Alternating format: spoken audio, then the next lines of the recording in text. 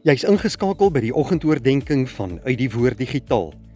Baie hartlik welkom, liewe vriende, by hierdie stil wordtyd rondom die woord van die Here.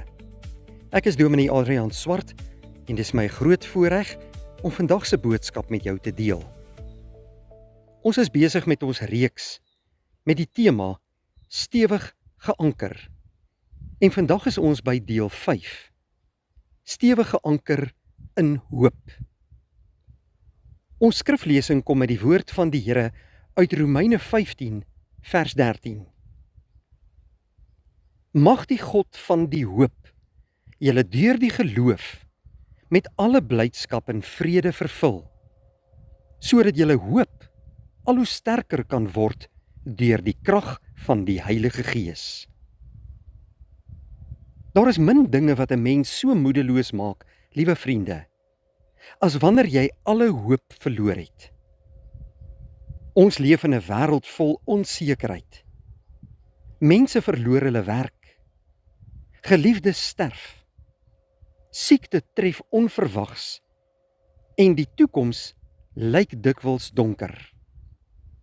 Daarom vra baie mense, waar kan ek nog hoop vind? Die Bybel leer ons dat die gelowige se hoop nie gebou is op gunstige omstandighede nie. Ons hoop is geanker in die lewende God en in Jesus Christus wat die dood oorwin het. Daarom kan ons, selfs in moeilike tye, met sekerheid vorentoe kyk. Ons gaan vandag stil staan by 3 punte vanuit hierdie teks. En ons eerste gedeelte is die volgende. Ons hoop kom van God alleen. Paulus begin deur te sê, mag die God van die hoop. God is nie net iemand wat hoop gee nie. Hy is die bron van alle ware hoop. Die wêreld bied baie dinge waarop mense hulle hoop vestig. Dinge soos geld en gesondheid en verhoudings of politieke leiers. Maar al hierdie dinge verander. Vandag is dit daar, môre kan dit verdwyn. God, broeder en suster, verander egter nooit nie. Sy beloftes staan vir ewig vas. Daarom is ons hoop nie 'n wens of 'n optimistiese gedagte nie. Dit is 'n vaste sekerheid omdat dit rus op die getrouheid van God. Wanneer alles rondom jou wankel, bly God dieselfde. Daarom kan jy stewig geanker wees.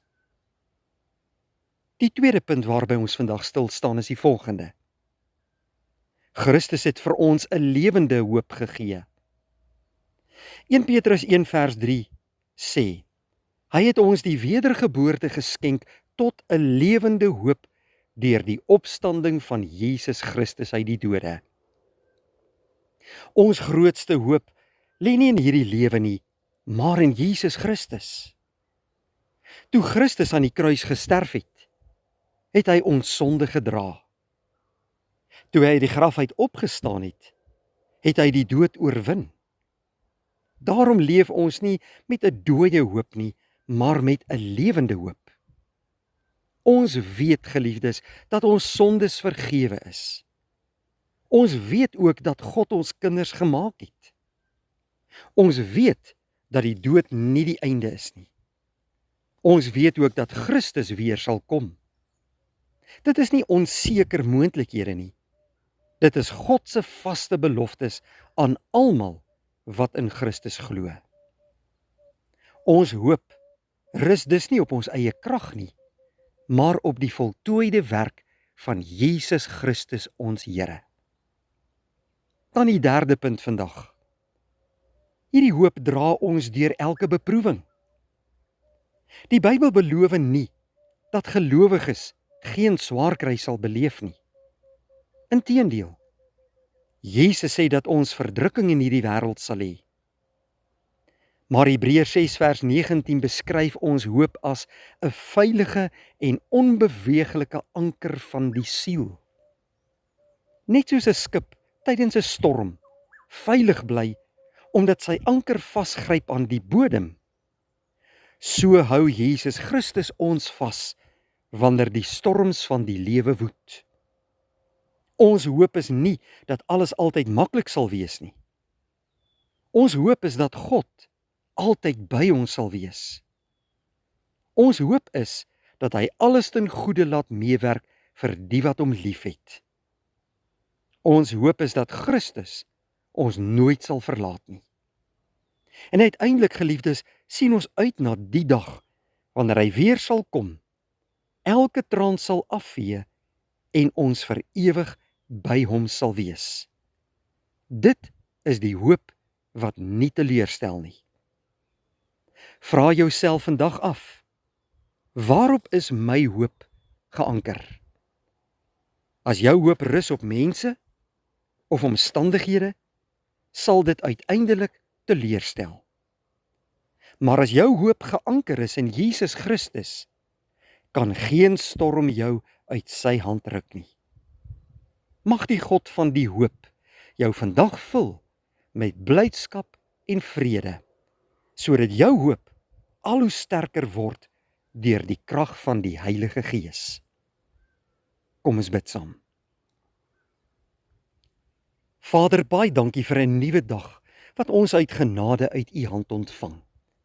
En vir hierdie kosbare boodskap vanuit u woord. Dankie dat u vir ons ware hoop kom bring het deur Jesus Christus ons Here. Dit is 'n anker vir ons lewe. En daarom leef ons hoopvol en gelowig elke dag tot u eer. Dankie vir hierdie nuwe dag. Seën dit vir ons. Laat ons hand in u hand bly en lei vir ons, Here, op die pad wat u wil hê ons moet loop. In Jesus naam bid ons dit. Amen. Baie dankie vriende, 'n mooi en 'n geseënde dag.